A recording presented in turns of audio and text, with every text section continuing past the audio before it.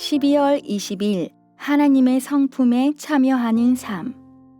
우리 구주 하나님의 자비와 사람 사랑하심이 나타날 때에 우리를 구원하시되 우리가 행한 바 의로운 행위로 말미암지 아니하고 오직 그의 긍휼하심을 따라 중생의 씻음과 성령의 새롭게 하심으로 하셨나니 우리 구주 예수 그리스도로 말미암아 우리에게 그 성령을 풍성히 부어주사 우리로 그의 은혜를 힘입어 의롭다 하심을 얻어 영생의 소망을 따라 상속자가 되게 하려 하심이라.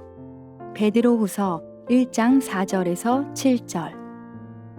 베드로후서는 사도 베드로가 자신이 주님으로부터 받은 육신의 장막을 떠나 주께로 갈 날이 얼마 남지 않았다는 사실을 깨닫고 나서 곰곰이 생각하는 가운데 남겨준 유언과 같은 교훈이다. 핵심 교훈은 하나님께서는 예수 그리스도의 십자가와 부활 사건에 근거하여 생명과 경건에 필요한 모든 선물을 값없이 은혜로 주셨으므로 신자는 하나님의 거룩한 성품에 참여하는 경건한 삶을 살아야 한다는 것이다. 하나님께서 그리스도 안에서 주신 풍성한 은혜와 하나님께서 과거에 행하신 세 가지 심판의 역사와 마지막 날의 우주적인 심판은 마지막 시대를 사는 하나님의 백성 모두에게 거룩한 행실과 경건함을 구비한 하나님의 자녀로 살 것을 촉구한다. 4절은 하나님께서 보배롭고 지극히 큰 약속을 주신 구체적인 목적을 밝힌다. 그 목적은 하나님의 자녀들이 이 세상에 썩어지는 정욕을 피하고 하나님의 성품에 참여하는 것이다. 5절에서 7절의 교훈은 신자가 하나님의 성품에 참여하는 구체적인 방법을 제시한다. 5절에 더욱 힘써란 말의 헬라어 본뜻은 모든 노력 또는 진지함을 다하라는 것이다. 이것은 할 수 있는 한 최선의 노력을 다할 것을 촉구한다. 이러한 노력으로 힘써 할 일은 믿음의 기초 위에 각종 덕을 더하는 것이다. 언급된 덕성들은 덕과 지식과 절제와 인내와 경건과 형제 우애와 사랑이다. 꼭 기억해야 할 것은 믿음은 단지 출발점이 아니라 이 모든 덕성들의 근본적인 기초라는 것이다.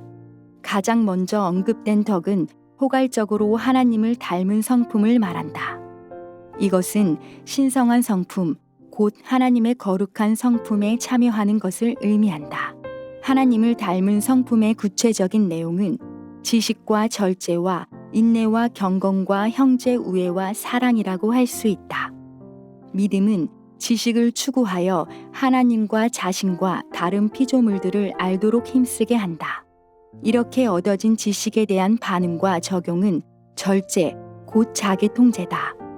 자기 통제는 이러한 것들에 대한 하나님의 지식으로 자기 자신을 통제하고 다스리는 것이다. 자기 통제는 인내의 단계로 성숙하게 되어야 한다.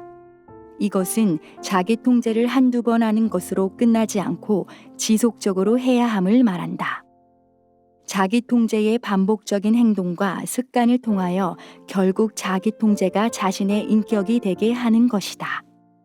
이와 같은 인내는 결국 하나님과 관련해서는 하나님을 경외하여 죄에서 피하고 그가 기뻐하는 선을 행하는 경건으로 표현되고 사람들과 관련해서는 형제 우애와 사랑으로 표현된다. 형제 우애는 공동체 안에 속한 지체들을 사랑하는 것을 말하고 사랑은 그 외의 사람들을 사랑하는 것을 말한다. 사랑의 절정은 사랑해야 할 이유와 가치가 전혀 없는 원수를 사랑하는 것이다. 이와 같은 하나님을 닮은 성품의 형성은 믿음의 지속적인 성장을 통하여 이루어진다. 이 모든 것은 우리 주 예수 그리스도를 더욱더 부지런하게 알고 체험하게 만들고 그 결과 열매를 맺게 만든다. 믿음의 절정은 하나님의 아들 예수 그리스도를 닮는 것이므로 그가 완전하게 소유한 하나님 아버지의 성품을 더욱 닮으면 닮을수록 신자 속에 예수 그리스도의 모습이 더욱더 나타나는 것은 당연한 결과다. 한마디 기도. 신자 모두가 믿음의 지속적인 성장으로 하나님의 거룩한 성품을 더욱더 닮아가는 성숙한 인격자가 되게 하소서.